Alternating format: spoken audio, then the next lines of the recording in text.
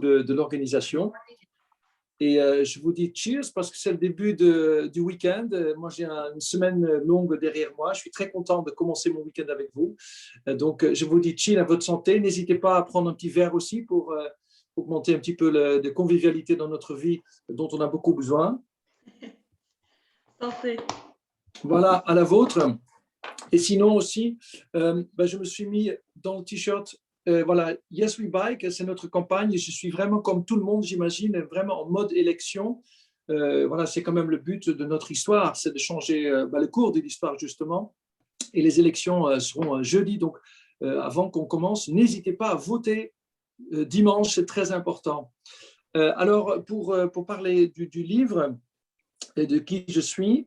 Donc, je suis Stijn van Oosteren. J'ai vécu à peu près la moitié de ma vie aux Pays-Bas, c'est-à-dire un petit quart de siècle, et ensuite un deuxième petit quart de siècle en France. Et maintenant, je suis donc au milieu. Et professionnellement, je travaille en tant qu'attaché diplomatique pour le gouvernement des Pays-Bas auprès de l'UNESCO, où j'ai beaucoup travaillé aujourd'hui avec les États du monde pour se mettre d'accord sur certains principes, sur certaines choses qui sont très importantes, comme la culture, par exemple. Et puis, je suis le fondateur, président de Phare à Vélo, qui est une association vélo à Fontenay-aux-Roses. C'est une ville juste au sud de Paris. Cette histoire a commencé début 2017, donc c'est vraiment assez récent, mon histoire avec le vélo. Et puis bon, après, on s'est rassemblé avec d'autres associations pour former le collectif Vélo de France, que Clara a présenté tout à l'heure, et dont j'ai l'honneur et le plaisir d'être l'un des porte-parole depuis le 15 mars 2019, parce que c'est là que nous nous sommes lancés juste à Massy, aussi dans la banlieue sud où je suis. La banlieue sud, c'est une banlieue très riche pour le vélo. Et voilà, c'est ce qui je suis. Super. Et du coup, pour ceux qui ce soir n'ont pas encore eu ton livre entre les mains, qui ne savent pas forcément de quoi ça parle, c'est quoi, pourquoi pas le vélo? C'est destiné à qui et comment tu t'en sers? Moi aussi, j'ai mon petit exemplaire pour Voilà. ce soir. Ouais. Je vais oublier de dire, parce que moi j'aime bien quand les gens se présentent, je suis marié et j'ai 2 chats et je vis donc dans une maison à Fontenay-aux-Roses. Voilà, c'est juste ma situation personnelle. Alors, ce livre, d'où est-ce qu'il sort? En fait, c'est mon engagement associatif et citoyen, qui est purement citoyen, m'a vraiment mis dans un bouillonnement destiné à changer la société et qui m'a mis en contact avec beaucoup de gens qui ont envie aussi de changer la société, simplement de rendre la possibilité de créer la possibilité de se déplacer à vélo. Et du coup, j'ai eu beaucoup d'échanges et je me suis beaucoup intéressé aussi à ce sujet sur les réseaux sociaux où j'ai appris beaucoup de choses. Et à un moment donné, je me dis, tiens, il faut quand même qu'on garde une trace de tout ça parce que c'est tellement riche les choses que nous nous disons. Et si nous voulons transmettre, il faut un peu de dossier, il faut concentrer les choses pour qu'on puisse aussi transmettre tout ça et le consigner quelque part. Et il y a aussi autre chose, c'est que comme à travers mon engagement associatif, j'ai connu beaucoup d'amis, en fait, voilà, une grande famille, et ce sont mes amis français qui m'ont fait me rendre compte que j'ai grandi au paradis du vélo. Parce que ce sont mes amis qui me disaient à un moment donné, mais Stijn, chez toi, c'est génial, aux Pays-Bas, on peut faire du vélo avec les enfants. Et d'ailleurs, la première phrase dans le livre le dit, hein, ce sont mes amis français qui m'ont dit ça. Et en fait, ils me l'ont tellement dit que je me dis, il y a quand même un truc aux Pays-Bas. Parce que moi, je m'en étais sincèrement pas rendu compte, parce que quand vous vivez quelque part, vous ne vous rendez pas compte du côté extraordinaire de la chose. C'est comme le poisson qui ne sait pas ce que c'est que l'eau. Et donc, j'ai fini par m'y intéresser et à regarder la chose, voilà, mon propre pays d'origine, où j'avais passé quand même 23 ans. Et puis, mes amis m'ont expliqué, ils m'ont montré pourquoi c'est si exceptionnel. Et là, j'ai compris, notamment grâce au guide des aménagements cyclables de Paris-en-Selle, par exemple. Et c'est là que j'ai compris que c'était extraordinaire. Et une fois que j'avais compris ça, c'est comme si je suis revenu en France pour regarder à mon tour la France à travers mes yeux de Hollandais. Et du coup, c'était à moi le tour de dire, mais ils sont où les pistes cyclables? Pourquoi, si vous trouvez ça si génial, pourquoi vous ne faites pas ça chez vous? Pourquoi vous ne faites pas ça chez nous? Parce que je suis français aussi. Et c'est un peu ça le message du livre, c'est que quand on s'étonne de son environnement, ben, on finit par se rendre compte des possibilités. Et les possibilités sont esquissées aux Pays-Bas. Et c'est ça un peu l'idée du livre, de regarder et de s'étonner, de se dire, mais attends, pourquoi on pense comme ça? Pourquoi on pense que c'est impossible alors que c'est possible? Et donc, voilà, j'ai mis ça en route. Et puis, une deuxième et dernier élément, c'est que en 2018, mon travail, c'est-à-dire l'ambassade des Pays-Bas, a projeté à l'hôtel de ville à Paris le film Why Recycle? Pourquoi le vélo? Et comme j'étais un peu dans le vélo, ils m'ont dit, Stijn, est-ce que tu voudrais organiser ça avec ma collègue Mario van Amerongen? Et puis, j'ai donc modéré ce débat avec les politiques. Et ça a été une grande expérience pour moi parce que tout d'un coup, j'étais là sur la scène, on parlait avec Nejdovsky, avec Pierre Cern, avec le réalisateur, etc. Et à la fin, il y a eu, en fait, après le film, on a organisé un petit débat. Et à la fin, il restait juste de la place pour 2-3 questions du public. Et après, il y avait un pot. Et je me souviens que pendant ce pot, des personnes sont venues me voir pour dire, mais Stijn, c'était nul, parce qu'on n'a pas pu parler. Et c'est là que j'ai compris qu'il fallait que la prochaine fois, on devrait le faire autrement. Et c'est à partir de ce moment-là que j'ai commencé à faire une tournée avec ce film. Et j'ai arrêté de parler, j'ai plutôt donné la parole au public. J'ai posé la question, mais qu'est-ce que vous en pensez? Et c'est comme ça que ça a commencé et ça a fonctionné parce que j'ai découvert que quand vous lancez le sujet du vélo, tout le monde aime en parler. Parce que les vélos, c'est les vacances, c'est le bien-être, c'est quelque chose, c'est comme marcher, tout le monde sait marcher. Tout le monde, par contre, pas tout le monde sait dire quelque chose par rapport au fait de marcher. Par contre, le vélo, voilà, c'est presque, voilà, c'est quelque chose de très agréable. Et voilà, donc du coup, le livre, qui est aussi quelque chose justement qui ne s'évapore pas. On peut le poser sur une table, il y a des photos dedans pour qu'on puisse se projeter dans une société cyclable. Et mon espoir, c'est que les personnes qui vont lire ce livre vont le prendre et le feuilleter de temps en temps et se dire, ah tiens, c'est vrai. Et puis qu'il y a des choses qui restent un peu dans l'esprit et qui vont faire partie de nos conversations. Parce que si on veut changer la société, il faut en parler. Voilà un peu la genèse du livre et de mon vécu qui sont maintenant dans ce livre. Trop bien. Et bah, comme tu viens de le dire, l'idée, c'est bien de donner la parole aux gens sur le sujet du vélo et c'est ce qu'on veut faire aussi ce soir.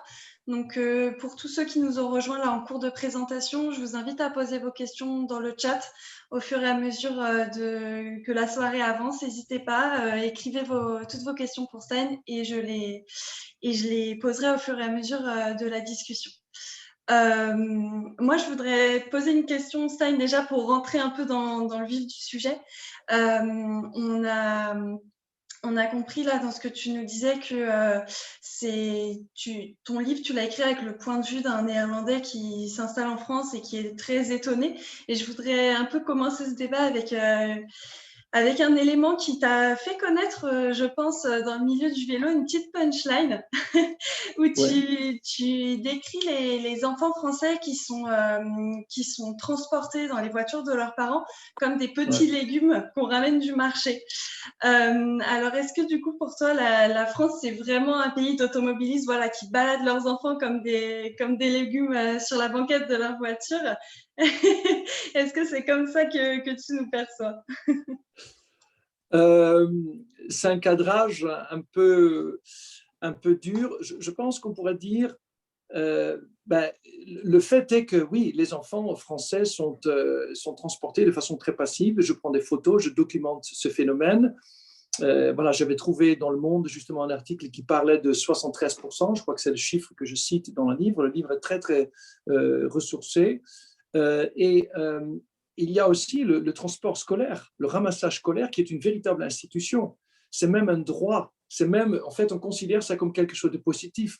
Voilà, pour ne pas trop culpabiliser la France, on peut aller plus loin et regarder les États-Unis, où ce sont même des bus qui ont leur couleur, avec leurs mots, avec leurs procédures, leurs protocoles, leurs sirènes. Quand ils s'arrêtent, c'est un truc de dingue, vraiment.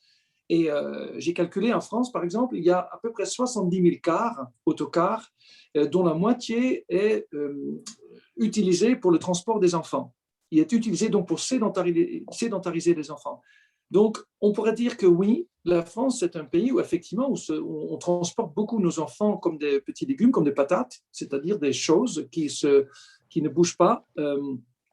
Et c'est un véritable problème parce qu'on prive nos enfants, dès leur plus jeune âge, de leur capacité à se développer musculairement et mentalement, parce que sur un vélo, on développe son autonomie mentale, son appétit d'aventure, son envie d'exploration, sa liberté, sa créativité aussi. Parce que du coup, quand on est soi-même sur le guidon, on réfléchit où on va.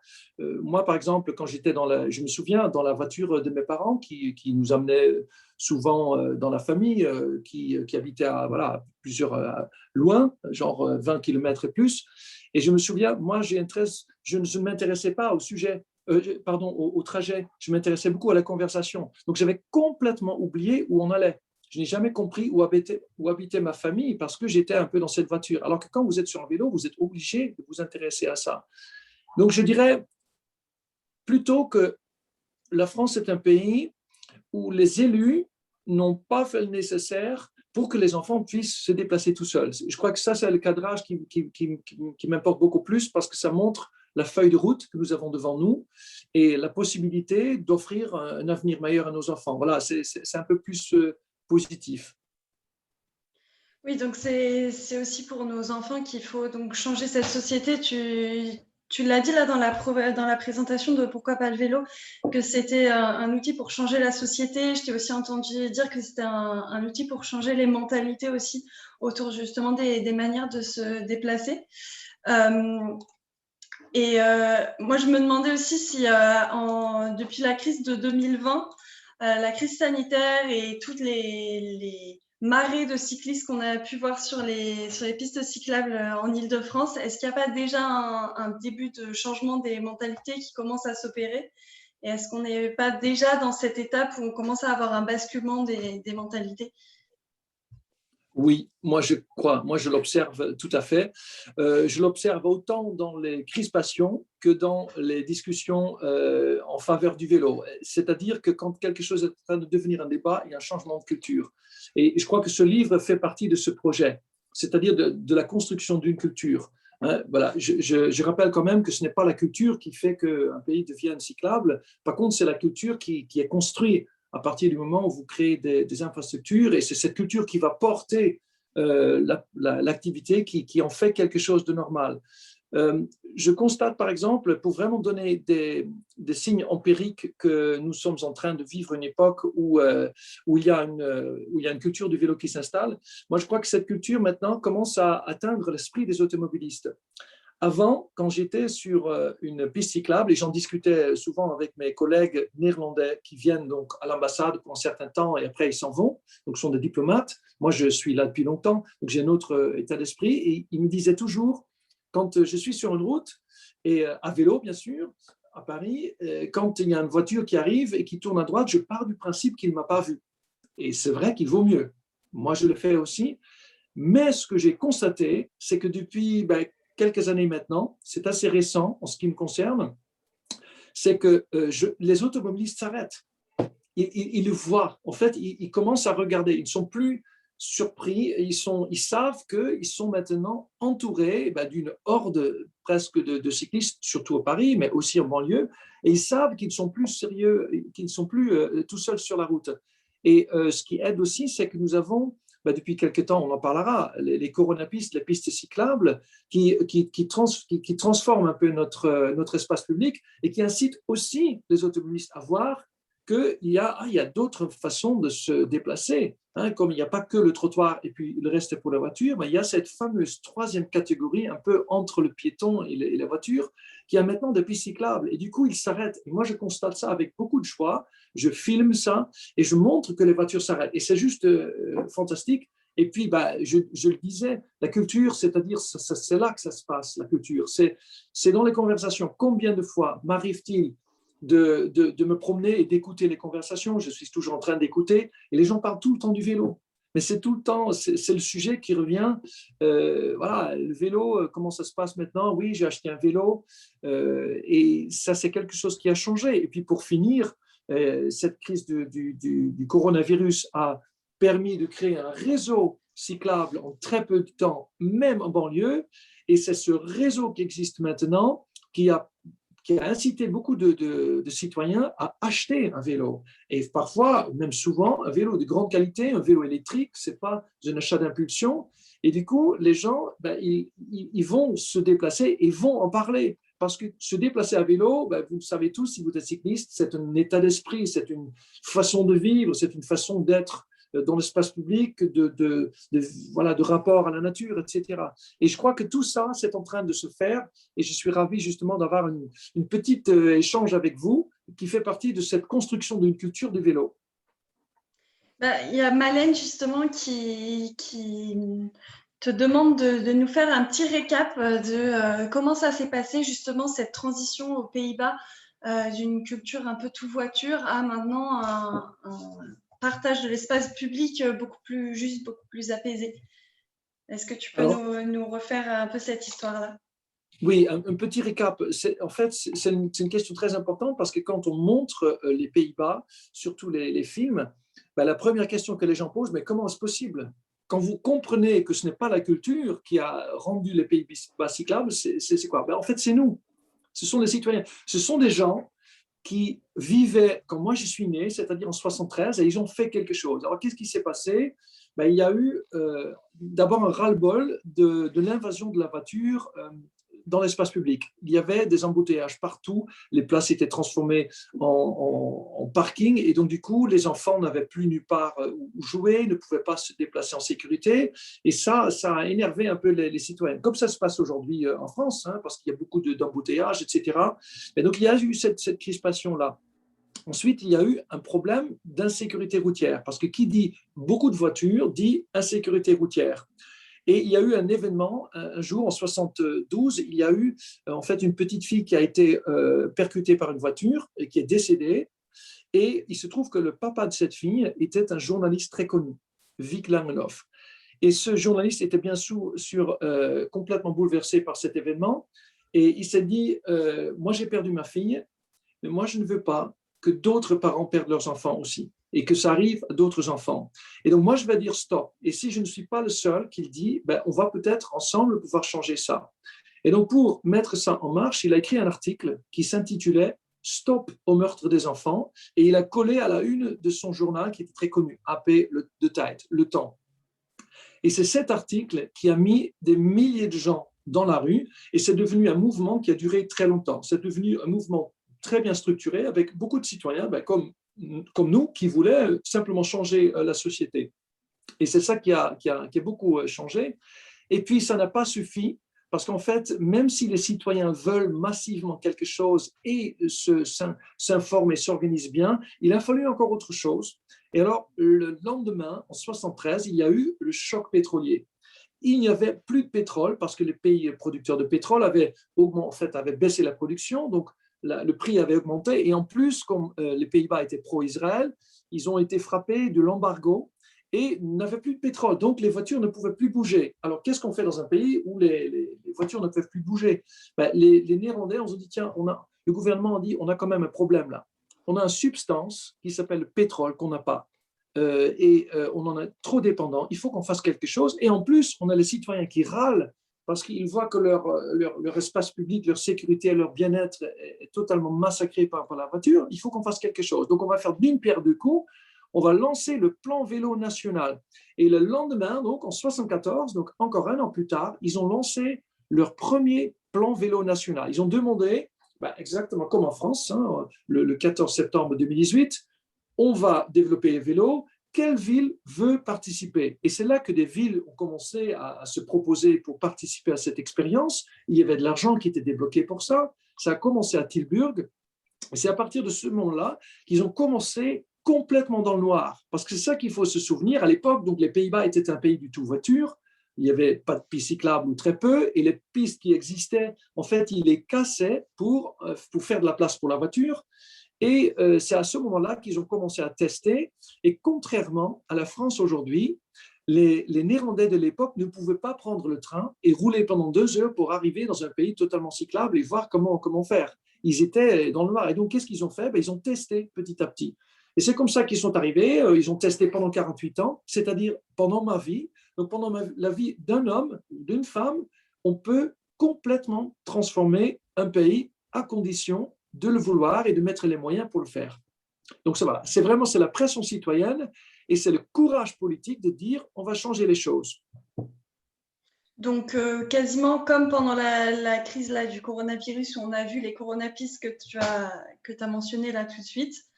C'est ça, c'est une forme d'urbanisme tactique où on tente, on fait l'expérience, on voit si ça marche et si ça fonctionne ou pas, on fait des ajustements et ensuite on pérennise. Oui, j'ai fini mon livre au moment où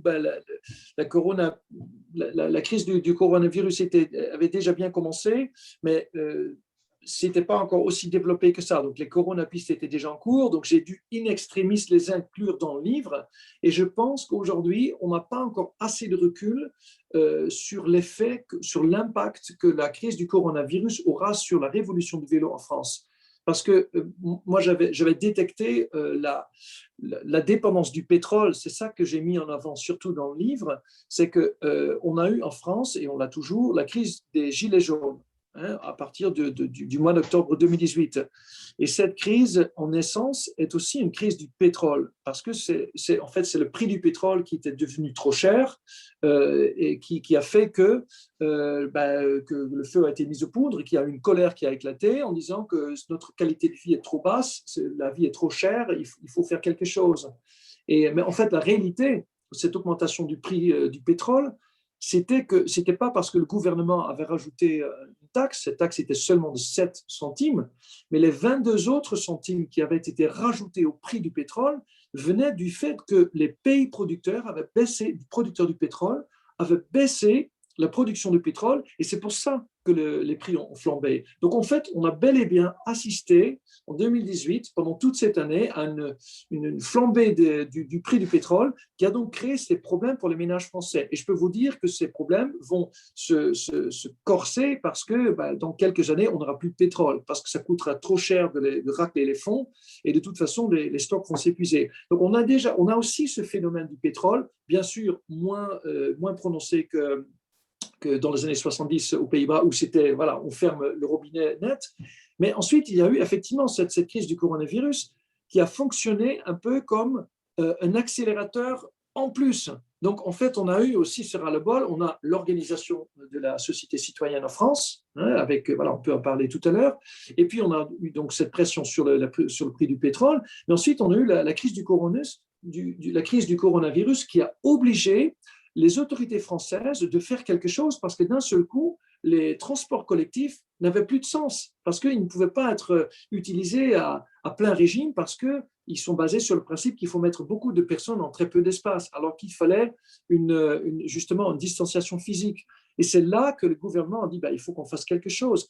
Et donc, on pourrait dire que la crise du coronavirus, c'est un peu comme le choc pétrolier des Pays-Bas dans les années 70. Voilà, je crois que c'est une analyse que des personnes doivent encore faire à partir de maintenant. Et c'est cette crise qui a tout éclaté, qui a éclaté notre façon de faire de l'urbanisme, carrément. C'est allé encore beaucoup plus loin. Elle a éclaté notre façon d'organiser la gouvernance. Parce que quand on fait des pistes cyclables avec des moyens de chantier, c'est-à-dire avec des morceaux de plastique, et tout d'un coup on change tout, mais dans ce cas-là, il faut mettre tous les interlocuteurs autour de la table, c'est-à-dire le maire, le département, les associations, le préfet, la région, le département, plutôt que d'attendre que tout le monde a discuté avec l'autre. Voilà, il faut tout de suite les mettre ensemble. Et il faut aussi changer complètement la façon géographique de regarder la vélo. Parce qu'avant, c'était du vélo à Paris et la banlieue, c'était un peu la voiture. Là, on a dit non, non, non, non, non, non.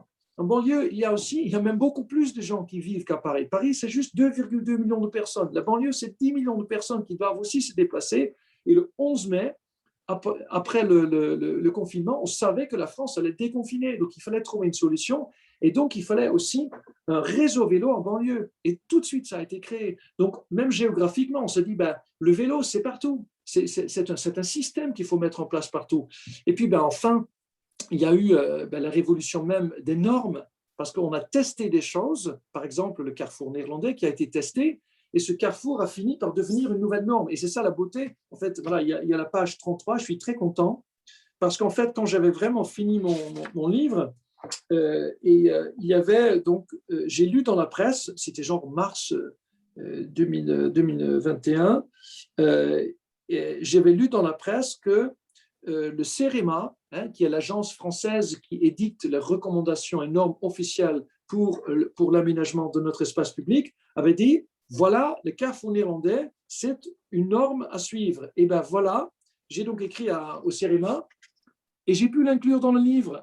Et donc, ça veut dire qu'en l'espace de 9 mois, je crois, à peu près 9 mois, une simple idée, un test, un ballon test qui a été fait avec des moyens du bord, est devenu la norme en France pour toujours. Vous vous rendez compte? C'est la plus haute façon de faire une révolution. Parce que ça, c'est une révolution de la culture qui devient normatif, qui devient prescriptif. Et ça, c'est vraiment incroyable. Parce que normalement, pour changer les normes, pour changer des lois, ça prend des années et des années et des années. Et là, on a été bim, tout de suite. Et donc, c'est ça qui me donne la chair de poule, parce que ça montre qu'on peut aller très vite à condition de le vouloir.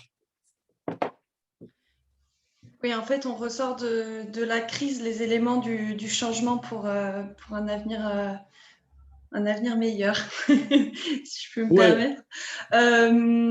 Il y a d'ailleurs Patrick qui fait une remarque en disant qu'il y a des événements qui sont exceptionnels dans l'histoire, comme la crise pétrolière, comme la crise du coronavirus, qui provoquent des changements comme ça, mais qui sont un momentum, quoi, disons, et qui ne sont pas forcément amenés à se reproduire. Mais que par contre, ce qu'on vit là tous en même temps, c'est la crise climatique, qu'elle est universelle et que voilà, elle aura aussi des conséquences certainement dramatiques. On est tous en tout cas en danger face à cette crise-là. Voilà, c'est la remarque qu'il fait, et donc peut-être aussi que effectivement ça pourrait être un des tremplins pour du changement vers des solutions comme le vélo, qui sont aussi une réponse face à ce genre de crise aussi. Ouais, je voudrais bien réagir à cette remarque qui est très juste. La crise climatique, du réchauffement climatique, voilà, on l'a vu, l'ONU vient de sortir un rapport il y a 2-3 jours qui montre encore une fois l'étendue des catastrophes qui nous arrivent. Moi, j'en parle, je commence à en parler, mais en fait, j'évite d'en parler. Je laisse le soin à mes interlocuteurs et mes interlocutrices d'en parler, parce qu'en fait, moi, je crois que c'est plutôt une crise de qualité de vie. Et effectivement, la crise climatique, ça se rajoute encore. C'est encore une raison de faire quelque chose tout de suite, parce que sinon, on va laisser une planète catastrophique à nos enfants. Mais dans un premier temps, ce n'est pas ça qui fait changer les habitudes des gens. Pourquoi? Parce que c'est trop abstrait, c'est trop loin, parce qu'on ne voit pas tout de suite les conséquences de ça. Donc, on dira, bon, on verra bien. C'est un peu comme, voilà, je ne trouve pas d'exemple là à l'instant, mais c'est un peu comme des choses qui vont trop lentement pour qu'on s'aperçoive justement de ce changement, et donc on laisse couler. Et c'est un peu comme grossir, quoi. Comme grossir quand on mange.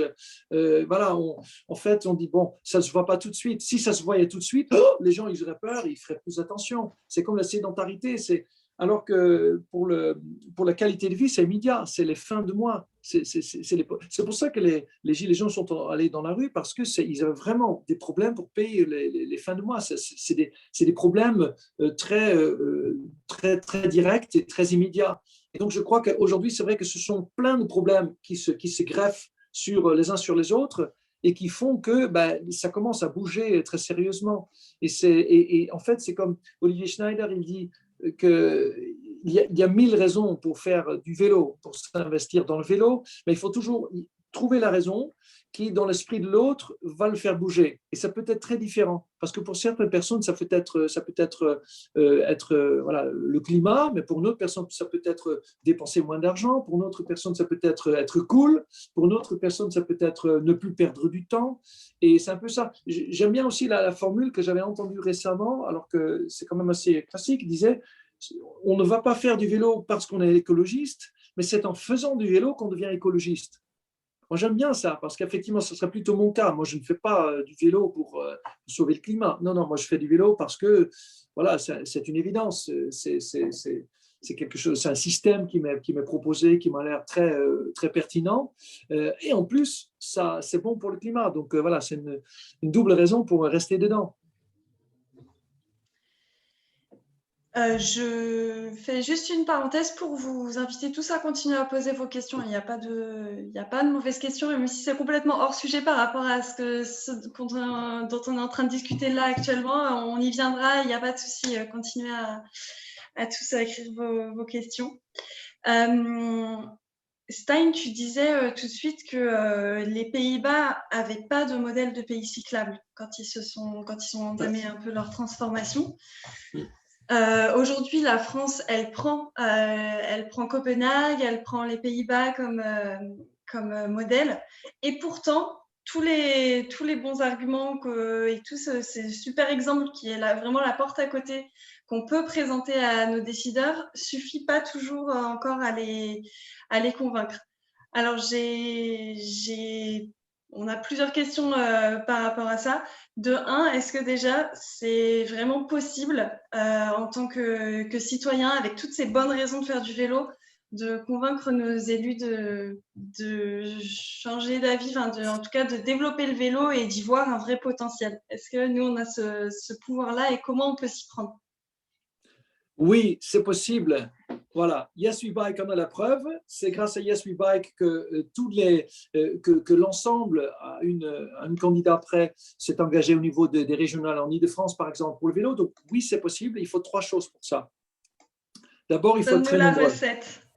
Voilà, la recette, alors c'est 3. Prenez des notes. Voilà. D'abord, il faut être nombreux. Donc, si c'est une personne qui dit bonjour, j'aimerais bien que vous créez le droit de se déplacer à vélo, ils vont nous dire bon, ça, c'est une personne poubelle. Par contre, si vous dites bonjour, nous sommes le collectif Vélo Île-de-France, nous sommes 7000 personnes qui voudraient bien avoir le droit pour nos enfants aussi de se déplacer à vélo. Là, vous allez compter. Donc, ça, c'est la première chose. Deuxièmement, il faut être bien informé. Donc, il ne faut pas dire ouais, mais il faut du vélo. Donc, voilà, il faut des pistes qui sont rouges, il en faut un peu partout. Et puis, ben, voilà, vous allez voir que ça va bien se passer. Non, non, ça, ce n'est pas professionnel. En fait, il faut ça. Je vais vous le montrer. Voilà. C'est ça qu'il faut. Voilà. Ça, c'est du professionnel. Ça, c'est du bien informé. Il y a une association le guide des aménagements cyclables qui a été écrit par Paris Ancel et qui est auprès de qui vous pouvez l'acheter ou le télécharger en ligne d'ailleurs. Voilà, moi j'en ai des exemplaires à vendre pour 20 € parce que c'est quand même plus sympa d'avoir un petit document en papier. Mais c'est ce document qui compte seulement 144 pages et qui montre très simplement, avec des photos de la France et des Pays-Bas, quelles sont les différences entre deux pays. Donc il faut être bien informé. Et d'ailleurs, quand on parle des Pays-Bas, c'est ce qui a fonctionné à l'époque quand les Néerlandais se sont rebiffés pour dire il faut rendre la société cyclable. En fait, les autorités néerlandaises de l'époque étaient très surpris, très agréablement surpris, on le voit dans le film Tous à vélo, de la qualité des propositions faites par les Néerlandais. Donc, quand vous arrivez comme des professionnels, parce que ça c'est un produit professionnel, et vous faites des dessins, là, les autorités publiques vont vous regarder autrement. Donc ça c'est le deuxième aspect. Il faut être bien informé, il faut être pro. La troisième composante, en fait, c'est qu'il faut être bien organisé. C'est-à-dire, il ne faut pas se dire, bon, on a une association, on boit un verre une fois par mois et après, on dira à la mairie qu'il faut se presser un petit peu pour devenir cyclable. Non, non, il faut très bien s'organiser, c'est-à-dire développer une méthode, une plateforme de communication. Il faut un porte-parole, il faut un groupe institutionnel, il faut des groupes de travail, il faut une doctrine, il faut une certaine cohérence de nos propos, il faut une campagne de communication digne d'un grand groupe. Donc, en fait, on a une sorte de start-up du vélo. Il faut s'organiser de façon complètement professionnelle pour que notre interlocuteur, c'est-à-dire les pouvoirs publics, nous considèrent comme un partenaire sérieux. Juste pour vous donner l'exemple, avant que nous n'existions, en tant que collectif Vélo Île-de-France, voilà, je me concentre un petit peu sur l'Île-de-France, mais en fait, ce modèle du collectif Vélo Île-de-France a complètement essaimé grâce à la FUB, qui est notre grande fédération qui regroupe toutes les associations vélo. En fait, c'est que avant que nous n'existions, il y avait plein d'associations vélo en Île-de-France, mais l'Île-de-France, notre région, avait un plan vélo, mais avec zéro réseau cyclable, avec zéro plan, zéro schéma directeur cyclable. Est-ce que c'est vrai? Oui, c'est vrai. C'est incroyable, une région qui a un plan vélo sans réseau cyclable. Et pourquoi? Eh bien, parce que les associations ne s'étaient pas mis d'accord. Donc, en fait, tout le monde travaille un petit peu dans son coin, se battait un petit peu pour son petit bout de piste cyclable. Et du coup, le résultat, c'était que notre région, c'était une sorte de confetti en matière de cyclable. On avait bien un réseau pour les trains, on avait bien un réseau départemental pour les voitures, mais pour le vélo, par-ci, par-ça, un petit bout. Et c'est le fait que nous, en tant que citoyens, nous soyons bien organisés dans un seul organisme qui s'appelle le Collectif Vélo Île-de-France, avec voilà, une voix, et qui a permis d'être pris au sérieux par les autorités qui ont dit, bon, maintenant, on a face à nous pas une myriade de 40 associations qui disent tout et son contraire, hein, parce qu'il y avait même entre les associations, hein, on n'était pas forcément d'accord, mais on s'est mis d'accord sur certains principes. Et là, on a comme voilà, un gros groupe qui a une philosophie très claire et qui est très, très sérieux. Et voilà, la preuve, c'est même ta présence, Claire, en tant que salarié. Voilà, on est vraiment rémunéré. On a créé des partenariats avec nos partenaires. Et c'est ça qui permet de convaincre les politiques en leur disant, nous ne sommes pas les embêteurs qui vous disent que vous faites des choses nulles, mais parce que nous sommes des citoyens qui veulent vous aider, vous accompagner avec notre connaissance pour avoir plus de chances d'avoir une région cyclable rapidement. Et voilà l'histoire du collectif Vélo de France et voilà la dynamique que nous poursuivons tous les jours. Super, donc tu nous as donné 3 éléments, être nombreux à faire la même demande, être bien informé, être professionnel, et puis aussi être organisé, construire une méthode commune et ne pas s'éparpiller, mais bien voilà, s'entendre autour d'éléments communs. Et par rapport à ça, il y a Charles qui aussi fait une remarque très juste et qui va te plaire, je pense, Stein, autour de la nécessité aussi des différents groupes de promotion, de défense du vélo, de créer un vrai imaginaire commun autour des grandes valeurs communes que représente le vélo. Il en cite quelques-unes, la liberté, l'efficacité, le respect, l'ouverture aux autres, le goût de l'effort, toutes ces choses-là. Et d'ailleurs, il cite aussi, par exemple, des grands lobbies comme le lobby de l'automobile ou du tabac, qui a aussi fait tout ce travail de promotion de ses propres produits en créant auprès du grand public un grand imaginaire commun pour vendre ces produits-là. Donc voilà, développer un imaginaire vélo aussi, donc tout le pouvoir du storytelling, qui est celui aussi de notre porte-parole, par exemple. Oui, effectivement, c'est le storytelling, c'est le mot.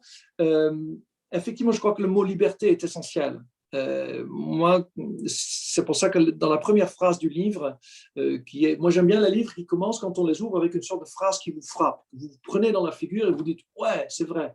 Et voilà, j'ai longuement réfléchi à cette phrase et cette phrase, elle dit que chaque cycliste vous donnera une dizaine de raisons pour lesquelles il se déplace à vélo, mais derrière chaque raison se cache le plaisir et la liberté. Et donc, il faut beaucoup développer ces éléments parce qu'en fait, on ne se rend pas compte de ça. On se rend compte de ça quand on commence une discussion sur le vélo, quand on se donne cette peine et quand on commence à creuser un peu. Et c'est là qu'on se rend compte que c'est vrai qu'en fait, c'est vachement agréable. Et d'ailleurs, ce qui nous a vraiment fait prendre conscience de ça, c'est le confinement. Parce que moi, depuis que je suis en confinement, c'est catastrophique. Je perds ma liberté, je perds mon exercice gratuit que j'avais intégré dans ma vie. Et donc, c'est là que je me rends compte de quelque chose qui est en fait très agréable. C'est ça que j'ai appris en réfléchissant sur le vélo. Parce qu'avant, c'était une évidence. Et je ne m'en rendais pas compte. Et sinon, pour cet imaginaire, c'est une... La liberté, c'est que beaucoup de gens pensent encore que la liberté, c'est la voiture. Mais c'était vrai dans les années 50 ou 40, quand pas tout le monde avait une voiture. Effectivement, c'était une preuve de liberté. Mais quand vous démocratisez une liberté qui a des externalités très importantes, c'est-à-dire notamment la consommation de l'espace pour commencer, vous créez une ville qui étouffe. Ce sont plein de petites libertés en fait, qui vont annuler la liberté qu'on a créée grâce à la voiture et qui fait que on termine par un gros embouteillage. Et donc là, maintenant, on est obligé de changer de modèle pour dire si on veut redevenir libre, de notre emploi du temps, dans ce cas-là, il faut trouver des moyens de se déplacer autrement. Par exemple, le vélo, ça peut être le monoroue, ça peut être aussi le train, etc. Mais pas la voiture individuelle qui prend trop de place.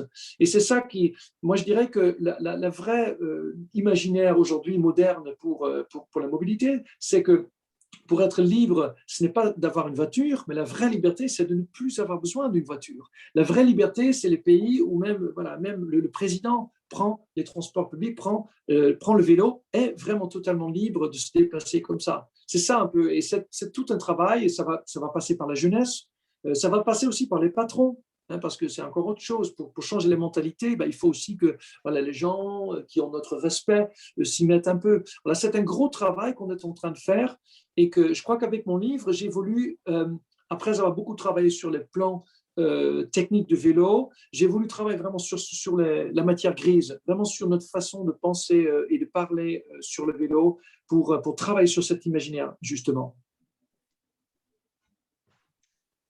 Et il y a Dejan, excuse-moi, Dejan, je ne sais pas si je prononce bien ton prénom, qui fait la remarque aussi que les élus, ils ont besoin de ce milieu associatif pour réinventer cet imaginaire et changer la donne autour de la mobilité. Donc, c'est du milieu associatif que peut venir aussi ce changement des mentalités. Et Nicole voulait aussi savoir comment s'articulait le collectif Vélo Île-de-France avant la FUB et quel rôle jouait chacun l'un par rapport à l'autre dans ce plaidoyer, cet imaginaire. Le collectif, ça existe depuis peu, donc ça c'est bien après la FUB. Moi, je me plais à dire que le collectif Vélo Île-de-France, c'est un peu la FUB de la région Île-de-France. Voilà, c'est un peu une strate intermédiaire. On a les associations, voilà, qui sont les citoyens qui sont regroupés. Ensuite, on a des associations qui se sont regroupées entre elles.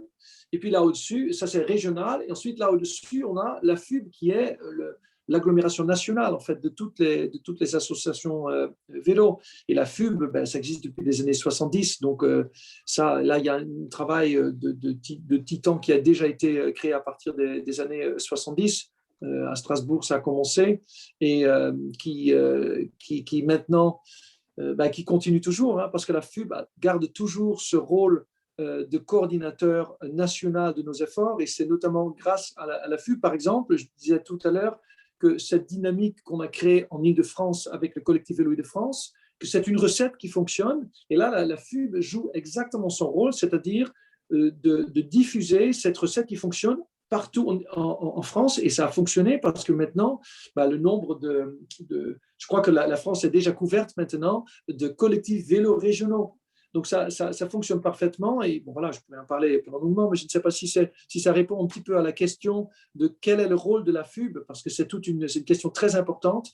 Je vais peut-être dire une chose par rapport à ça. J'ai discuté avec une adhérente tout à l'heure qui habite dans une autre ville et qui avait du mal à inciter ses coadhérents à aller à l'AG, à l'Assemblée générale de la FUB, qui a lieu la semaine prochaine, qui aura lieu la semaine prochaine à Montpellier. C'est à Montpellier que toutes les associations vélo de France vont se retrouver à Montpellier. Et donc, elle me dit, mais comment je peux expliquer que c'est très important? En fait, je vais vous dire une chose. C'est très important d'aller là-bas, à Montpellier, pour rencontrer les autres associations, rien que pour l'énergie. Parce qu'en fait, quand vous allez là-bas, déjà, vous allez soutenir la cause nationale, parce que la FUB, c'est aussi l'interlocuteur auprès de nos ministres. Olivier Schneider, qui est le président de la FUB, c'est lui qui a l'oreille des ministres. C'est lui qui va toquer à la porte des députés. C'est une des personnes qui est le plus connue dans le Parlement français. Et quand vous allez là-bas, vous allez sentir cette énergie. Vous allez vous rendre compte qu'en fait, vous n'êtes pas seul.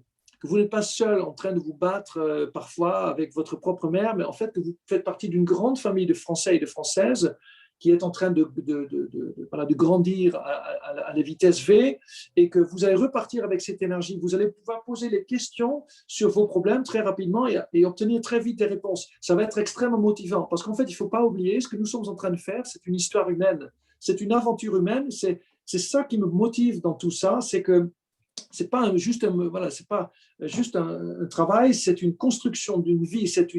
Et pourquoi c'est si extraordinaire? Parce qu'en fait, c'est un peu comme nous sommes en train de créer une liberté qui est aussi basique que la liberté de marcher ou de prendre la voiture, qui semble l'essentiel, mais la liberté de se déplacer en sécurité n'existe pas encore parfaitement dans ce pays. Et c'est donc, en fait, on est en train de défricher la jungle. On est en train de, voilà, comme les enfants qui vont jouer dans un bac à sable et qui vont créer une ville avec leurs mains et avec le sable. C'est ça que nous sommes en train de faire, même littéralement avec des coronapistes. Donc pour moi, c'est une histoire incroyable. J'ai l'impression d'être un enfant qui joue avec la réalité. Et donc, je le fais bien sûr avec tous nos adhérents de façon très sérieuse. Mais voilà, ça montre un petit peu le côté très excitant de cette aventure. J'espère que j'ai répondu à la question. Ouais, je crois que Nicole fait oui de la tête et je pense que c'est bon. Et donc Charles qui réagissait aux propos sur la voiture tout à l'heure, qui nous disait qu'il y a une confusion entre modernisme et modernité et que le vélo c'est la modernité alors que l'automobile ça fait que reproduire des anciens schémas en les présentant comme l'arrivée dans le nouveau monde, je pense par la technologie etc. Et toi, ton propos là sur la FUB et le fait de construire ensemble un vrai mouvement organisé d'acteurs vélo et aussi nous construire en tant qu'acteurs unifiés qui parlent d'une seule voix, ça pose aussi la question de ces deux lobbies. Le lobby de l'automobile contre le lobby du vélo. On nous taxe souvent d'être un lobby même financé, pourquoi pas, par les écologistes. Alors, est-ce que c'est encore possible là de s'engager pour le vélo sans passer pour un écolo forcené face à des élus qui ne veulent tout simplement pas entendre que le vélo est une solution et qui vont tout de suite nous mettre dans l'opposition, forcément. Alors, je voudrais, pour réagir à cette question, d'abord un peu démystifier le mot lobby, lobbyiste, parce que c'est un mot qui fait peur. Déjà, employons le mot français, parce qu'on est en France, on a une belle langue qui s'appelle le français, et on appelle ça le plaidoyer. Donc, on plaide pour quelque chose. Alors, le mot lobby, ça a l'air, c'est un truc très pernicieux, un peu secret, un peu méchant, un peu. C'est très positif. S'investir pour une cause, défendre certains intérêts, c'est très positif. Et voilà, un commerçant, c'est un lobbyiste pour son commerce, pour vendre des choses. S'il ne le fait pas, il meurt. Les citoyens qui ne s'investissent pas pour la liberté de se déplacer à vélo, en fait, ils vont s'étouffer parce qu'ils vont vivre avec un système qui manque le maillon essentiel pour la distance entre 1 et 5 km, pour lequel il se trouve que le vélo, c'est le plus approprié, d'où la part modale de 29% aux Pays-Bas. Donc, en fait, c'est très positif. Déjà, donc, il ne faut pas avoir peur de ce mot. Ce qu'il faut juste essayer de voir, c'est que le lobby, en fait, il faut le faire de façon transparente et basée sur les faits. Et d'ailleurs, je suis très content parce qu'Olivier Schneider, dans le livre, il a écrit une très belle préface que je vous recommande tous, et où il écrit justement sur ça. Il écrit ce almighty sighting lobby, comme il dit. En fait, il faut juste être transparent et vous baser sur les faits. Et c'est ça que nous faisons en permanence, parce que quand on met les faits côte à côte, il n'y a aucune raison de ne pas investir dans le vélo. Bien au contraire, si vous écoutez l'argent, dans ce cas-là, il faut vite investir dans le vélo parce que la voiture et même les transports publics, les TGV, ça coûte un pognon de dingue et ça transporte relativement peu de personnes par rapport au vélo. Donc, si vous pensez en termes de santé, il faut immédiatement investir dans le vélo parce que la pollution, ça tue 67 000 Français par an, et ainsi de suite. L'obésité, c'est le premier tueur. Bon, je peux vraiment vous faire toute cette liste. L'insécurité routière, ça coûte 50 milliards d'euros par an à la France, alors qu'une ville avec beaucoup plus de vélos, c'est une ville apaisée, plus dynamique, plus sécurisée et tout ça. Donc en fait, ce n'est pas du tout quelque chose de négatif. Mais la plus grande différence, et c'est ça que nous partageons ici ce soir, c'est que le lobby voiture ou le lobby tabac, ils sont portés par les producteurs. Ils sont portés par des groupes qui ont un intérêt purement financier. Ils ne vendent pas des voitures pour vous faire plaisir. Ils vous vendent des voitures uniquement pour gagner de l'argent. Alors que le lobby vélo, il est porté par les citoyens. Et c'est ça qui est extraordinaire. C'est pour ça que je suis tellement motivé. Moi, je ne pourrais pas m'investir comme ça pour le vélo, pour le tabac, pour la voiture, pour le tabac, juste pour gagner de l'argent, parce qu'il n'y a pas de sens. Pour moi, nous sommes un lobby du sens. Et ça a l'air peut-être un peu religieux, mais en fait, ça a tout simplement du sens que de prendre le vélo pour certains trajets. Voilà, c'est aussi simple que ça. C'est le réalisateur du film qui s'appelle pourquoi le vélo, Why Bicycle, qui dit que le vélo, ça n'est pas hollandais, c'est juste logique. Et quand vous vous rendez compte de ça, que c'est une lobby, une plaidoyer citoyen qui est porté par les citoyens, mais ça veut dire quelque chose. Ça veut dire que ça vient de nous, ça vient de très profond, c'est une envie très simple. Et pour vous prouver cette envie, justement, j'étais à la salle Saint-Cloud la semaine dernière pour un débat sur un film. Et il y avait quelqu'un qui parlait justement de ses vacances et me racontait qu'elle prenait le vélo quand elle était en vacances. Pourquoi on prend le vélo quand on est en vacances? Parce que quand on va en vacances, en fait, c'est là qu'on quitte sa prison des habitudes, parce que les habitudes sont une prison, qu'on le veuille ou non. Et c'est quand on est en vacances, en fait, on se retrouve un peu hors contexte et on se dit, mais qu'est-ce que je vais faire? C'est là qu'on va se remettre en question. Ce livre, c'est une mise en question de soi-même. Voilà, c'est une façon de partir en vacances avec son esprit. Voilà.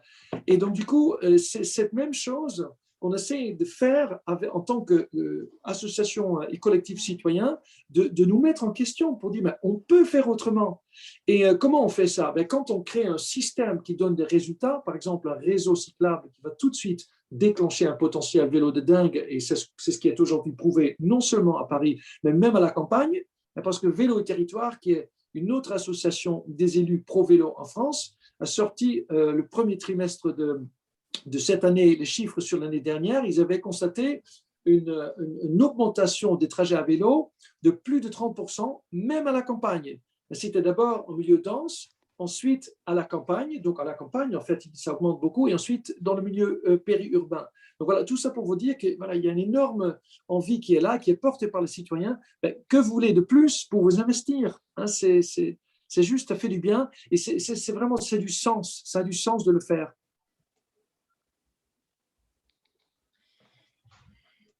Il y a aussi cette question de se dire il faut donc convaincre nos élus, faire donc du plaidoyer pour développer le vélo.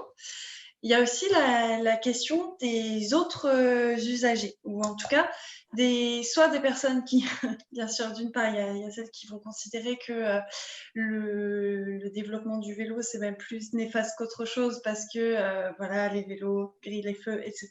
On connaît très bien tous ces arguments.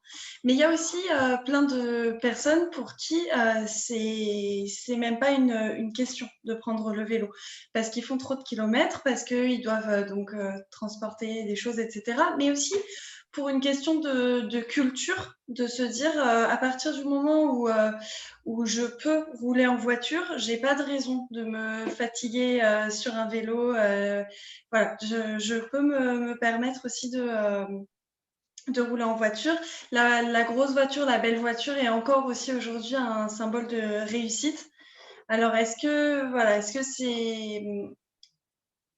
Enfin, comment on peut, nous aussi, contribuer à faire évoluer cette image auprès des personnes qui ne sont pas forcément élues, mais qui ne voient pas le vélo forcément comme une solution pour leur quotidien et qui même ont hâte de pouvoir utiliser leur voiture et pour qui la voiture, c'est encore ce bel objet qui a de la valeur et qui marque la réussite.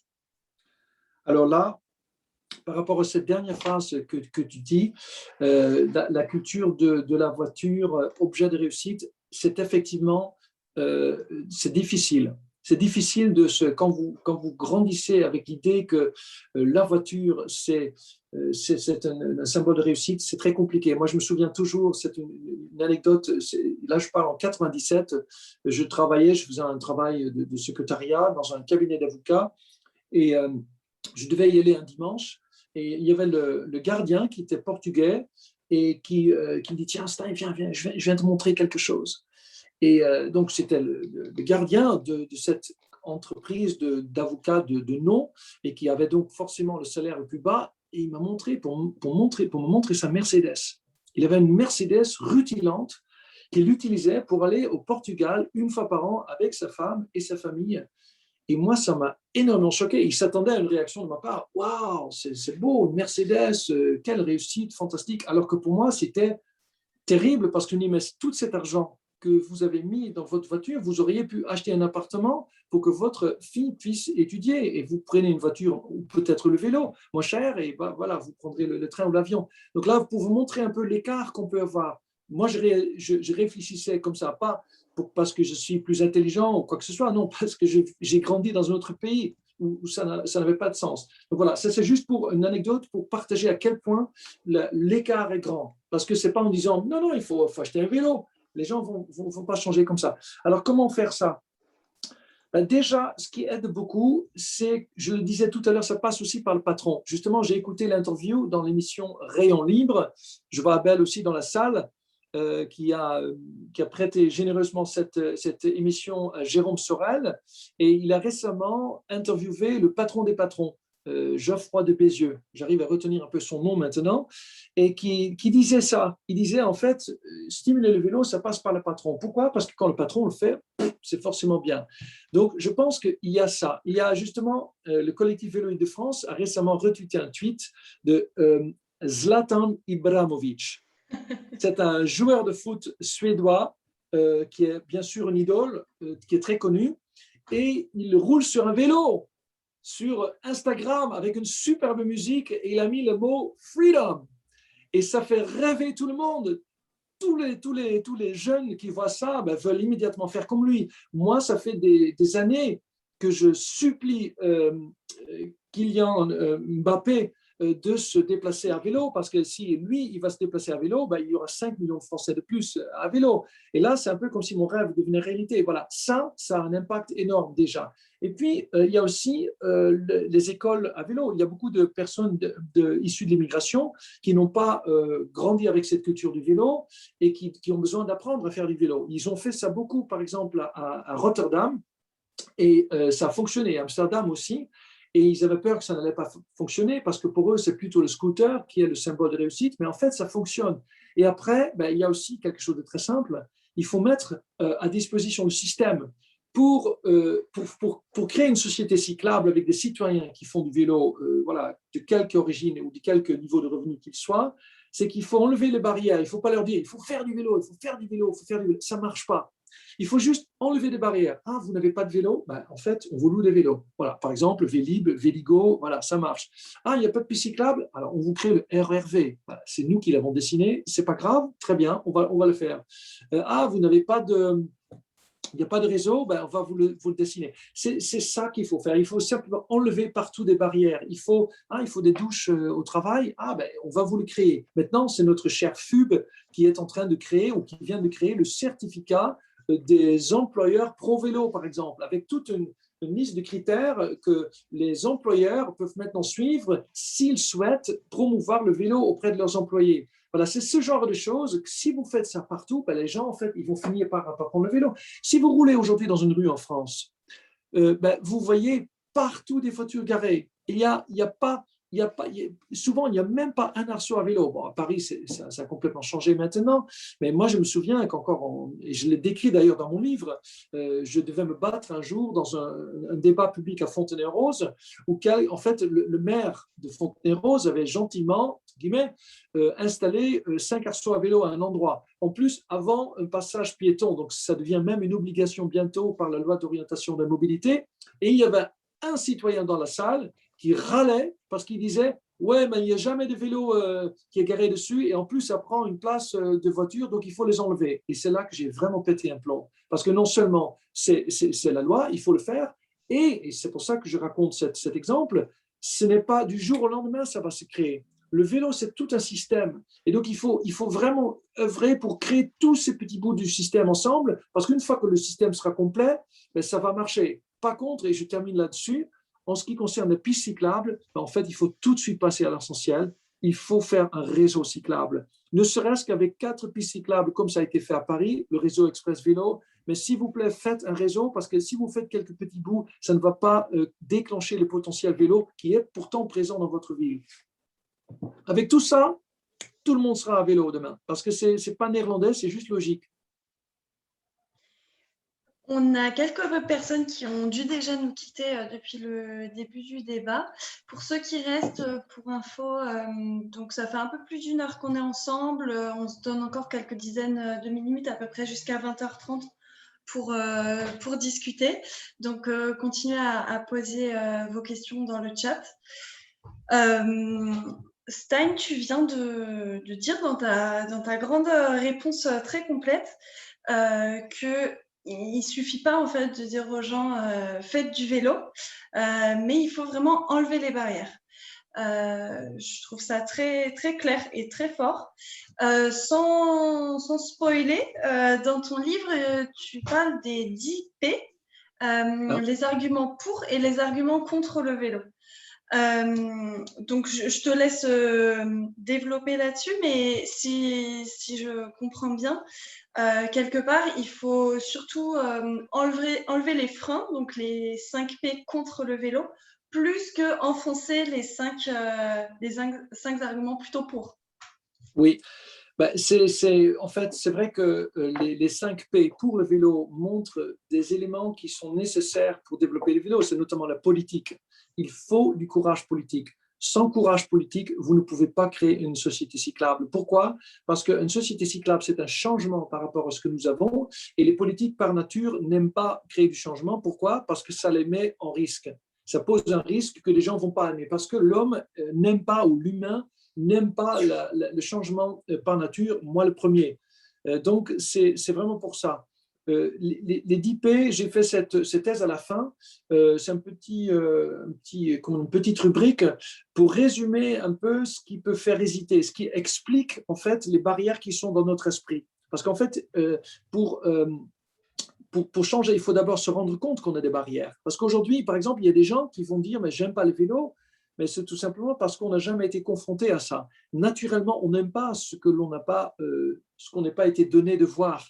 C'est que voilà, c'est un petit oiseau qui sort de son œuf. Voilà, ça a été fait par des scientifiques. Quand il va voir d'abord, par exemple, des petites bottes rouges, voilà, c'est une expérience scientifique, il va penser que ce sont ses parents. Et il va beaucoup aimer les petites bottes rouges. Et c'est pareil pour le vélo. Quand vous vivez dans une société où le vélo est normal, vous allez aimer ça. Et d'ailleurs, je donne un exemple dans mon livre où justement une femme roulait dans un vélo cargo dans la rue de Paris et je lui dis, mais c'est génial, mais comment ça se fait que vous fassiez du vélo avec vos filles sans casque en plus? Et en fait, elle m'a dit, mais c'est parce que je viens de vivre pendant 6 mois aux Pays-Bas et je me suis promis de revenir cycliste. Mais pour répondre, alors le CP, je vais me donner un P.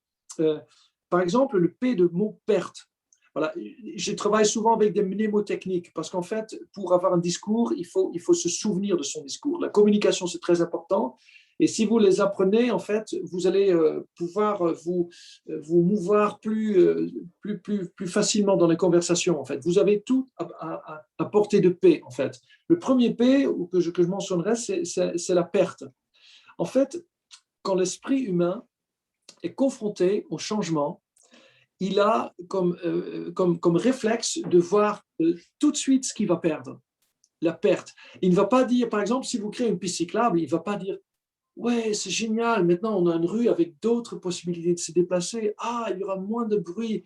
Ah, ça va, il y aura moins de pollution. Ah, il y aura un commerce plus attractif parce que les gens sur les vélos, ils vont plus voir les vitrines et en plus, les gens qui sont même dans la voiture qui passent vont pouvoir voir les vitrines parce qu'il n'y aura plus cet écran visuel des voitures qui sont. Voilà, tout ça, les gens, ils ne vont pas du tout voir ça. Ils vont juste voir où est-ce que je vais me garer. C'est la première chose qu'ils vont voir. Et donc, c'est ça qui les empêche de voir autre chose. Et c'est pour ça que justement, les mauvaises nouvelles marchent si bien. Parce qu'un journal de mauvaises nouvelles, ça ne marche pas parce que en fait, voilà, ça sature assez vite, ça nous ennuie assez vite parce que ça ne réveille pas cet instinct de oh, qu'est-ce qui se passe, qu'est-ce qu'on me pique là, qu'est-ce qu'on m'enlève là, parce que dans tout ce qu'on enlève, en fait, il y a le risque historiquement de mourir. Voilà, ça a l'air un peu bizarre ce que je dis là, mais si on a survécu pendant des millions d'années, c'est parce que pendant des millions d'années, on a appris à se méfier de tout ce qui est nouveau, à se méfier de tout ce qui change quelque chose, parce que ça peut représenter un risque de ce qui va vous coûter la vie. Et donc, aujourd'hui, ben, en France, dans la situation moderne dans laquelle nous sommes, c'est un peu ça. Et donc, on a du mal aussi à se projeter dans une nouvelle société. On est très fort pour voir ce qu'on va plus avoir, c'est-à-dire ce parking, mais on n'aura pas, par exemple, la capacité à voir cette société. Cette image-là que vous voyez sur sur la couverture, ça représente un peu la société telle qu'on la voit, telle qu'on l'imagine, c'est-à-dire avec des rues où tout le monde peut se déplacer à vélo. Et en fait, quand moi j'ai vu cette image-là, quand la dessinatrice québécoise me l'a proposée, je dis, oula, ça fait quand même, les gens ils vont me dire, oui, mais ça c'est pas réaliste. Moi, en tant qu'Hollandais, je dis, oh là là, ça va être un peu, ils vont nous dire, c'est encore les envahisseurs. Mais en fait, du coup, j'ai rajouté un chapitre avec des photos qui montrent la société cyclable néerlandaise, et c'est exactement ça. Le vélo a tellement pris de place que ça a presque, dans les centres-villes, remplacé la voiture, tout simplement parce que on arrive à faire autrement. Et donc, je dis tout ça parce que pour imaginer ça, il faut une sacrée force mentale. Il faut une sacrée force mentale pour imaginer une société qui est complètement différente. Et pourquoi il faut une force mentale? Parce que même si vous avez cette force mentale d'imaginer la société cyclable telle qu'elle est sur la photo, et donc de la créer en France aussi, quand vous allez quitter votre maison et quand vous allez voir votre rue, vous allez recevoir une image qui vous renvoie exactement le contraire, c'est-à-dire des rues où il n'y a pas de place pour le vélo et où tout est donné à la voiture. Donc du coup, tout autour de vous est fait pour vous dire le vélo n'existe pas. Et c'est pour ça que pour moi, c'est une épreuve intellectuelle. C'est un exercice intellectuel pour ne pas se focaliser sur ce qu'on va perdre, mais pour nous focaliser sur ce qu'on va gagner, sur le bonheur pour les enfants, sur le temps qu'on va gagner, sur le plaisir qu'on aura tous les jours en se déplaçant à vélo, sur la liberté qu'on va enfin gagner et qu'on n'a pas en voiture, qu'on n'a plus en voiture parce qu'on est trop nombreux à se déplacer à vélo. Voilà, ce sont ce genre de paix que j'ai développé pour nous rendre compte des barrières qui sont dans nos têtes et qu'on peut enlever à force de travail dessus. Il y a JB qui demande comment faire pour faire pratiquer le vélo aux enfants en sécurité en France, alors que donc pour l'instant, il n'y a pas forcément toutes les conditions qui sont réunies pour qu'ils puissent rouler dès le plus jeune âge en toute sécurité. Alors, parler au maire et lui parler de ce souhait que vous voulez que vos enfants puissent se déplacer à vélo. Et donc de lui demander ça, parce que le maire ne peut pas être insensible à ça. Parce qu'en fait, les enfants, permettre aux enfants d'avoir la liberté de se déplacer tout seuls, c'est-à-dire plutôt que d'immobiliser les parents ou même des chauffeurs de bus qui coûtent de l'argent à fond perdu, il va dire, ah tiens, il y a quand même un truc là, c'est quand même pas bête. Et ensuite, si vous avez une conversation de confiance avec lui, vous dites, en fait, on a besoin de pistes cyclables. Commencez par créer un réseau cyclable, juste quelques pistes cyclables, mais entre les lieux résidentiels et l'école. Ça a été fait dans une ville où j'étais. Justement, il y avait une commune dans une agglomération qui a fait ça. Je crois que c'était... voilà, j'ai mis ça sur Twitter. Justement, c'est une commune qui a suivi cette logique. Et ça fonctionnait. Ça fonctionnait parce que du coup, les enfants, effectivement, pouvaient se déplacer complètement sur la piste cyclable qui allait de leur quartier où ils habitaient, très tranquille, jusqu'à l'école. Voilà la réponse. C'est du réseau, c'est la sécurité, et c'est comme ça que vous allez y arriver. Et vous créez une autre façon de vivre, parce qu'une fois que les enfants sont sur le vélo, après, ce que vous apprenez avant les 7 ans, c'est ça que vous allez faire plus tard. Si vous n'apprenez pas, si vous vous donnez une petite patate sur la banquette arrière de vos parents, c'est le schéma qui va être intégré là. Et du coup, vous allez le répéter pour vous. Vous déplacer, ça veut dire être comme une petite patate, attendre sur la banquette arrière des parents. Alors que si vous devenez cycliste, vous devenez actif. Vous allez vouloir vous déplacer comme ça. Donc voilà, merci pour la question. C'est les enfants nos avenirs. Il faut vraiment œuvrer pour les enfants. C'est pour nos enfants qu'on fait tout ça. Voilà, j'en profite juste pour dire cette phrase-là. En fait, les gens ils pourraient penser, oui, mais Stein, c'est un fou du vélo. Il veut juste avoir des pistes cyclables pour rouler encore plus vite et créer encore plus d'insécurité. Non, je ne fais pas ça, pas du tout pour moi, parce que moi, je fais du vélo depuis que je suis en France. On fait ça pour que d'autres personnes qui n'osent pas faire du vélo aujourd'hui, et notamment les enfants, puissent le faire. Voilà, donc créons des pistes cyclables et mettons nos petits sur le vélo et la société ira bien mieux. Et Nicole donne l'exemple de Pontevedra en Espagne où il y a 0 voiture du tout dans toute la ville. Et pour ceux qui n'ont pas encore ouvert le chat, il y a des ressources partagées par Abel. Donc merci beaucoup Abel pour en savoir un peu plus sur ces sujets-là. Il a été réélu 6 fois, ce maire. Le maire de Pontevedra? Ouais, ça fait rêver. Donc, ça montre que c'est possible et qu'en plus, il se fait réélire. Mais c'est évident, on le sait auparavant. Mais voilà, il faut juste la bonne combinaison entre les citoyens qui le demandent et les politiques qui ont le courage de le faire. Et c'est là que vous allez faire la bascule. Ça marche comme ça. Et ben, du coup, en parlant de question de place dédiée ou pas dédiée du tout, au contraire à la voiture. Tu parlais tout de suite du concept de perte dès qu'on enlève un peu de place à la voiture pour en redonner au vélo. C'est un concept que tu développes dans ton livre qui est celui de l'arrogance de l'espace où, pour simplifier, et je te laisserai aussi expliquer, mais on donne en fait 50% voire plus de l'espace public pour un mode de transport qui est la voiture, qui est complètement inefficace, qui est à l'arrêt la plupart du temps.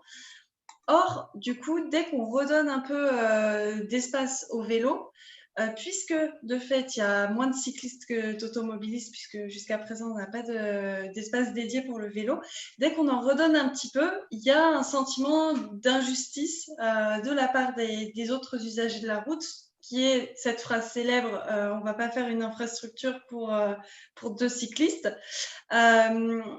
Donc, comment on peut faire pour répondre à ce cercle vicieux qui est de dire il n'y a pas d'espace pour les cyclistes, donc il n'y a pas de cyclistes. Donc, quand on fait de l'espace pour eux, c'est injustifié parce que de toute façon, il n'y en a pas. C'est exactement ça. Alors, je vais commencer par rendre hommage à mes maîtres à penser parce qu'en fait, moi, je suis toujours entouré de mes livres de vélo.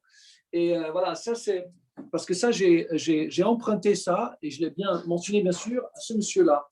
Mikael Colville Anderson, voilà, c'est un Danois qui a développé, qui a créé une société et qui écrit beaucoup sur le vélo. Et d'ailleurs, il a aussi actuellement, il a une exposition en cours dans la maison du Danemark sur les Champs-Élysées, très près de l'Arc de Triomphe.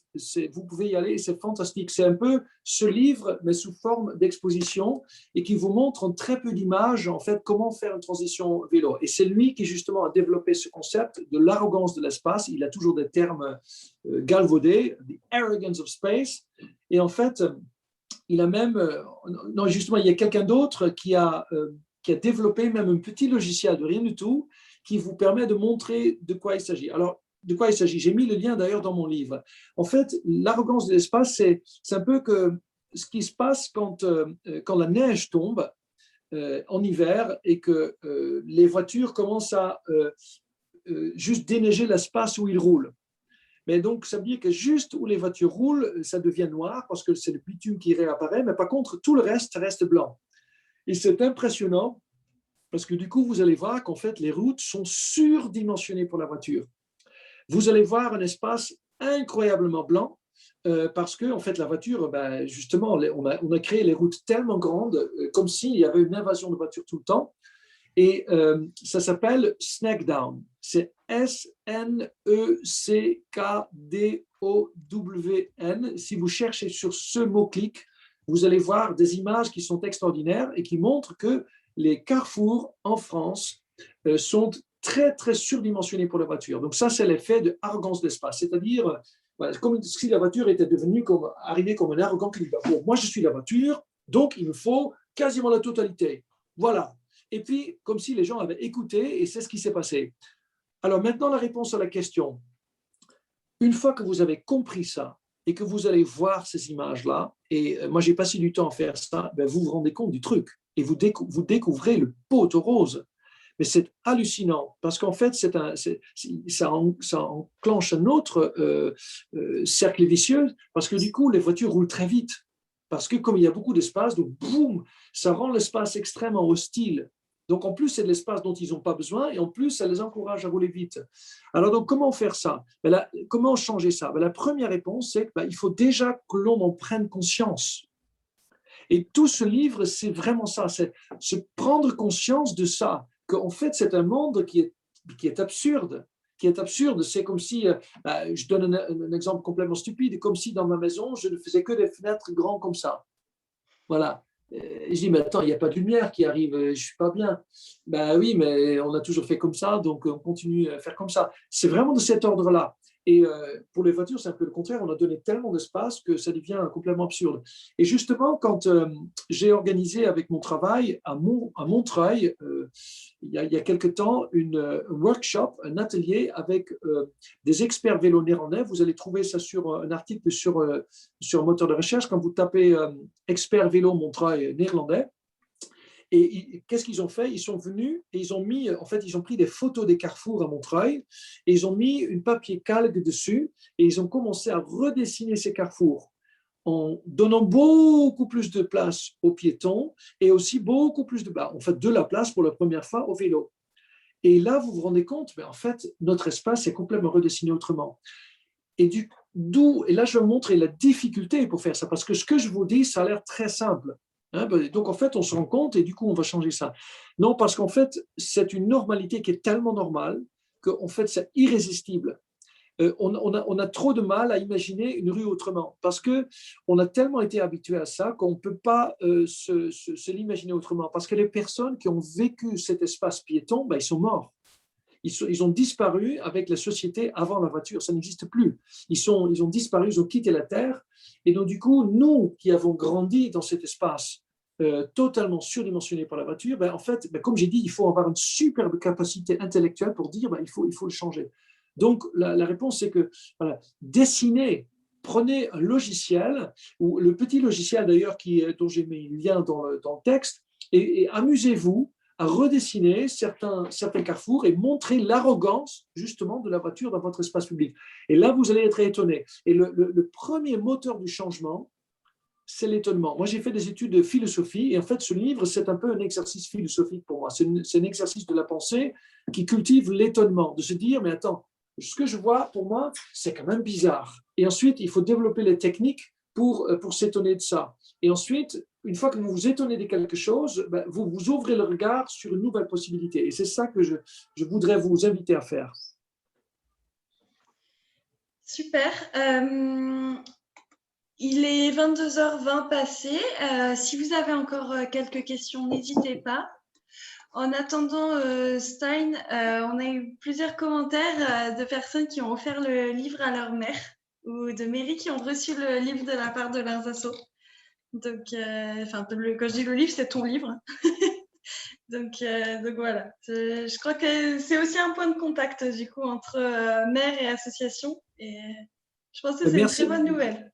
Merci. N'hésitez pas si vous voulez pour m'inviter, parce que en fait, j'ai écrit ce livre pas pour le tiroir, ni même pour être juste lu, mais pour qu'on en parle, parce que c'est pour ça. Donc, je viens volontiers pour avoir le même exercice. Je me prête à vos exercices pour avoir ce dialogue, parce que c'est ça qui est important, c'est qu'on en parle. Et en plus, si vous êtes en Île-de-France, voilà, moi, je viens sur mon petit vélo et ça ne coûte rien du tout et on passe un bon moment. Voilà, je serai le plus heureux de la Terre si vous m'offrez cette possibilité. Je crois que tu es invité à Fontenay-sous-Bois en septembre. Très volontiers. Je viens. Je ferai le voyage de Fontenay à Fontenay. Et je ne l'ai pas précisé, mais voilà, on a beaucoup de commentaires qui te remercient et te félicitent.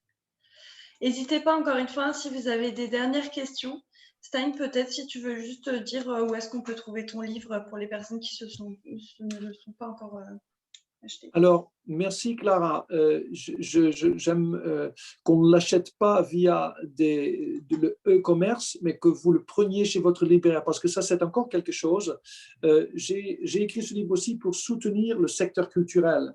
Parce que maintenant, je suis auteur d'un objet culturel et je voudrais bien que les libraires puissent en vivre. Parce qu'en fait, le fait de devenir auteur, ça m'a permis de découvrir le monde qui se cache derrière un livre. C'est énorme. en fait, il y a tout un éditeur, il y a un comité de lecture, il y a quelqu'un qui s'occupe du papier, il y a une directrice de communication, il y a un directeur événement, il y a quelqu'un qui s'occupe de la communication. Enfin, c'est toute une famille, c'est une autre famille. Et il y a les libraires. Alors, pour trouver les libraires qui le vendent chez vous, vous tapez la place des libraires, et ça va vous donner un site. Et sur ce site, vous donnez votre code postal, et ensuite, il va vous donner le code, en fait, le libraire à côté de chez vous qui l'a. Et s'il ne l'a pas, ben, en fait, il y a une possibilité, voilà, vous pouvez aussi vous le faire envoyer. Mais ça, c'est vraiment la solution idoine. Voilà. Et voilà, ça se vend assez bien. D'ailleurs, il est tellement bien vendu maintenant que déjà au bout de 2 semaines, l'éditeur a décidé de le rééditer. Et donc, je remercie Abel de l'avoir lu avec beaucoup d'attention pour corriger certaines petites erreurs. Parce que maintenant, il y a déjà la deuxième édition qui est partie. Donc voilà, voilà, Abel, il vient de poster. Ah oui, oui, il vient de poster dans le chat. Vous pouvez trouver la place des libraires dans le chat. Et je viens aussi chez les libraires. Vous pouvez m'inviter aussi chez les libraires parce que c'est un nouveau monde pour moi et ça vous permet peut-être, si vous êtes une association, de recruter et peut-être de voir d'autres personnes dans votre librairie. Donc, je viens très volontiers. En plus, les librairies, c'est très chouette comme ambiance. Donc, voilà, n'hésitez pas. Et ben Stan, tu es aussi invité à Beson qui va présenter un projet de carrefour hollandais au département. Alors, je viendrai avec le drapeau néerlandais du coup. Ouais, bravo Beson. Et ben s'il n'y a pas d'autres questions, je vous propose qu'on se sépare pour ce soir. Et comme Stein a fait son entrée en matière en parlant des élections, je vais conclure avec les élections. Allez voter dimanche et vous pouvez passer faire un tour si vous n'avez pas encore fait sur yeswebike.fr. Pour rejoindre Stein, Stein était en copie du mail que je vous ai envoyé. Et je vais du coup vous renvoyer un mail si vous voulez après ce soir. Vous aurez aussi son adresse mail pour pouvoir le contacter si vous avez d'autres questions ou vous voulez l'inviter encore à d'autres rendez-vous partout en Île-de-France ou ailleurs.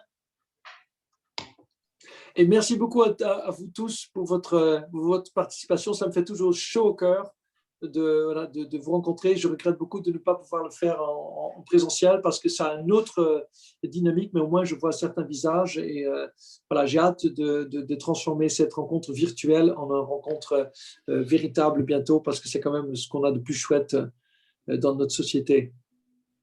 Merci à tous. Merci beaucoup.